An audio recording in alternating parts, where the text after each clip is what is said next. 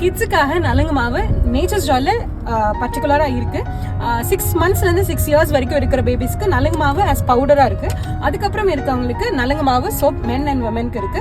So இது வந்து colour return ஆகுமானா S, உங்களுக்கு போன கலர் திரும்பி வரும். அண்ட் இது நலங்கு மாவு கண்டினியூஸாக யூஸ் பண்ணிட்டு வரதுனால கலர் வந்து இதுக்கு மேலேயும் போகாமலும் இருக்கும். இப்போ அதுக்கு முந்தின நாள் வெயிலில் விளையாடிட்டு வந்திருப்பாங்க, அடுத்த நாளே அது குளிக்கிறப்போ அந்த திருப்பி கலர் திருப்பி வந்துடும். ஸோ இந்த மாதிரி ரொட்டீனாக இருக்கிறதுனால நலங்கு மாவு இஸ் பெஸ்ட் ஃபார் கிட்ஸ்.